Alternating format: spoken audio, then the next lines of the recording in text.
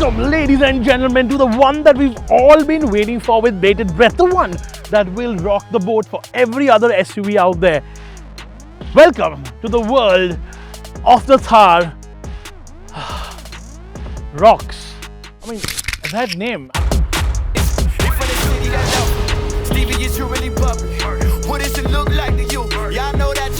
All of that is yet to come, but first, let's turn back time just a little.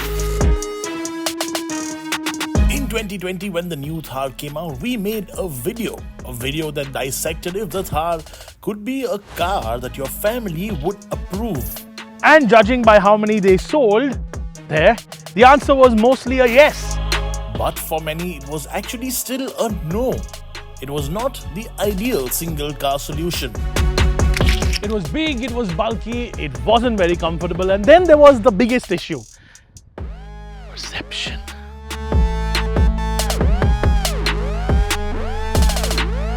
But we think that's all about to change, because what Mahindra now wanted was to attack that market of people who wanted something that looked like a Thar with that Jeep historical Mahindra license DNA, but still was good enough to be their only car.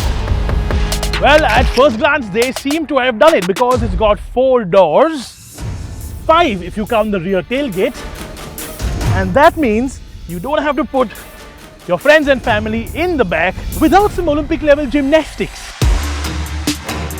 As you saw, getting out and getting in are 2 rather easy things, and the first thing that really hits you when you do get in is the fact that the interiors are beige or almost white. Very, very light cream. And yes, I know, if you have an off-road oriented car, that is a big no-no, and that's correct. I don't know why Mahindra have done this, but actually I do know, because most people who have a Thar are never ever gonna take it off-road. They're gonna drive it on-road. They want a more premium audience. A more premium audience likes lighter interiors. There you go, that's your answer. Now, you can sit upright like that. There is a lot of space, or you can choose to recline, and then you have even more space up front, and you literally have miles and miles of headroom, because look, literally stretching my hand completely, lots of space. I literally feel like I'm in my SL, because the sky is literally my roof. The panoramic sunroof literally extends all the way back here. It's crazy. We mentioned right in the beginning, this will not be a 7-seater, it'll be a 5-seater car. We were of course right, like we've been right with many other little leaks and things with the Mahindra Thar 5-door. But you've got a ton of space in the back there to store your stuff. 447 liters when you sort of store till the height of the seat here, and almost 650 liters if you store even more.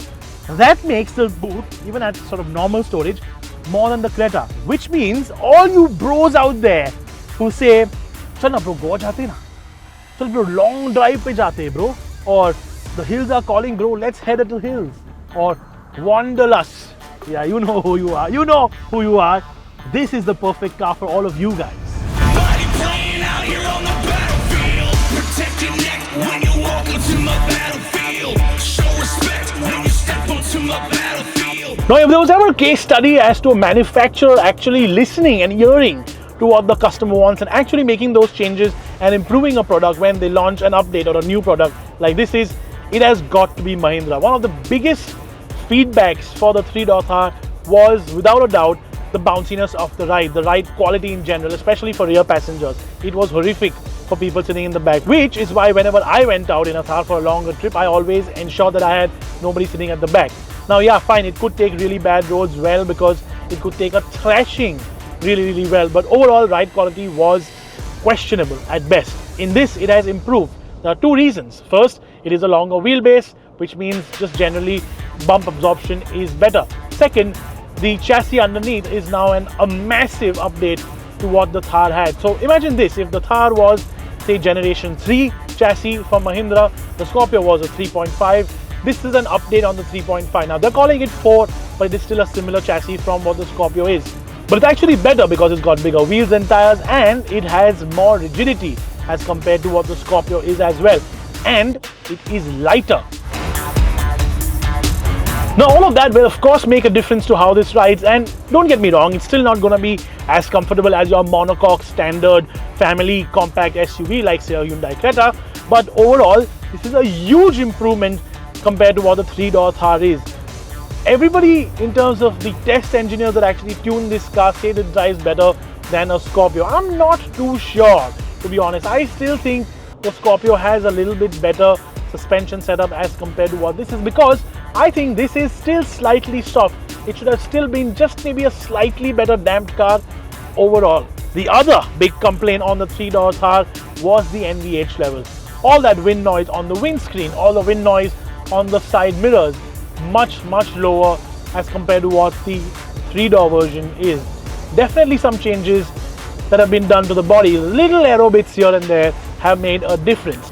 Now what we are driving is the diesel automatic 4-wheel drive. It's the fully loaded, all the bells and whistles version of the Thar Roxx, and God, I still can't get over the name. But honestly, this thing is the one you really want if you're going to do long distances. Firstly, diesel torque, lovely, I love it. And yes, I know in NCR, diesel cars after 10 years are pretty much useless, and there's always a worry that that rule might apply to the rest of the country.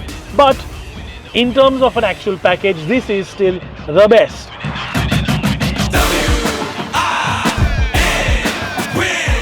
A diesel engine, the 2.2 CRD, it's been around for a long time. It's been honed and developed and bettered and made more powerful and torquier and smoother and quieter every single year, year on year. And that's what Mahindra's core strength is, that diesel engineering. And all of that has amalgamated into this car. I'm actually glad I'm driving the automatic, because that's the one that you really should be buying for a car this large. A manual, yeah, fine, for the enthusiast in you, could be interesting, but I would really have an automatic today, especially with a big diesel engine, because this tried and tested ace and 6-speed, just like it does in the 3-door, is just feels so damn bulletproof. It shifts decently quickly. It's not as quick as, say, a DSG, but it is still quick enough, and more importantly, it just feels indestructible, bulletproof, like the rest of the car almost does. You know, there is so much modernity in the Thar. There is the updates in the dashboard, there are updates on the screen, there are updates everywhere, but the one thing that they have stayed true to is that 4-wheel drive lever, because that mechanical lever down there, when you do shift into 4-wheel drive high or 4-wheel drive low, that clunk you get, ooh, that's the kind of stuff men get excited about. That's the kind of stuff I, as a petrol head, get excited about. I hope the Thar never gets a rotary knob to shift into 4-wheel drive. I hope that never happens, because a car like this needs that mechanical clunk to engage 4-wheel drive. Now I know you probably want to see how capable the Thar is off-road, but sadly though, you are gonna have to wait just a little bit more for that, because I don't want to do some half-baked lallu course that's designed for this car to go through without even putting a foot wrong. I want to take it to the extreme. I want to take it to the max. I want to do things with the Thar Roxx that people who drive the Thar Roxx and love going off-road are going to do. So there will be another video coming your way soon. Trust me, it's going to be worth the wait. for now though, let's talk about the other thing a lot of people asked for. Like this, although you do have to keep your button pressed. And then of course, this and that. But that's exactly what 99% of all the Thar buying people want. They want more luxury, they want more premiumness. With this car, people asked for more comfort, check. People asked for more luxury, check. People asked for more features, check. I asked for cool seats, big check. And yet you get a lot more of everything. You get more power, a lot more space, and it still has the essence of a Thar. It is tall, it is brutish, it has massive 19-inch wheels, which in some states will be immediately replaced by 22s, and in some states will be replaced by 16s with some nice chunky tires. And that is the beauty of it. Just like the 3-door, this is going to be a blank canvas for people to paint on. Now, I know people aren't going to like a certain few things, like this triangular window, for example, big negative. But look, the design language, the inspiration is from the CJ5, where you have a little angular crossbar, angular roll cage. Now this, a lot of people don't like either. Not a big fan of, to be honest. And this I'm definitely not a fan of. I would remove these badges the first thing I do if I actually buy one. And then of course, you have the grill. Now, it's called the 6-pack grill because it's got 6 slots instead of 7, so that Mahindra doesn't get into any legal trouble. But look, 99% of you are going to put an aftermarket grill on that in any case. And that's what I'm talking about. A blank canvas. Yeah, round from round, pound for pound. They come here to play, came to take over the town. You would So coming back to the original question, perfect single car for the petrol head in you and your non-petrol head family. My wife, I'm glad she doesn't watch my video, so I can make Borat noise reference towards her. She doesn't like cars. She doesn't care for them. But even she likes a big bulky SUV for the same reason most other people do. It offers this perception, this sense of safety, and honestly this car, the Thar Roxx, offers more than just the perception of safety because 6 airbags, you got ADAS, and I'm guessing it will be a 5-star rated car when they actually do a crash test on it very soon for the Bharat NCAP. It sort of writes the script to be the perfect single car garage, the all you need car, the family car. Which brings me to a conclusion that I have sort of dreaded. Yeah, hello, is this the bank? Yeah, can I get a loan on a brand new car, please? Yeah. Oh, it's the 5-door Thar? Yeah, round from round, pound for pound. They come here to play, came to take over the town. You in treacherous waters, you about to drown. No life preservers, you sinking down. Okay, since you guys love the unscripted stuff a lot, I'm going to do it in this video as well. In fact, we're going to do it, or to try and do it in as many videos as possible, especially when we're doing first drives, because sometimes you just can't compress everything. Anyways, couple of things, right? Although there's a lot of space in the back, although the seats are great, all of that is fine, there are a couple of really stupid things that they've actually missed out on. For example, the storage in the doors it's just negligible. Like, you can't put a 1 liter bottle in there. It's impossible. And there's absolutely no storage in the rear door space. Like, it's very small. You can't put nothing. Similar to this, I mean, this cup holder is too small, and although you can put your phone here, I mean, there's not like a lot of actual storage space in general. There is a little bit of storage space here, but again, this is very small. For a car this large, there should have been more small cubby holes and general storage, which is absent. And then you come to the glove box. I'm going to have the camera go a little bit behind because look at this. You have to long press it for it to open. There's no like press and grab handle of any sort, which is just confusing. I don't know why that is. It is a cool glove box though. But apart from that, I mean, I haven't really found any other obvious problems or obvious things that are a fault. Oh yeah, our brake pedal came off, or the sort of trim on the brake pedal came off, so that's a negative.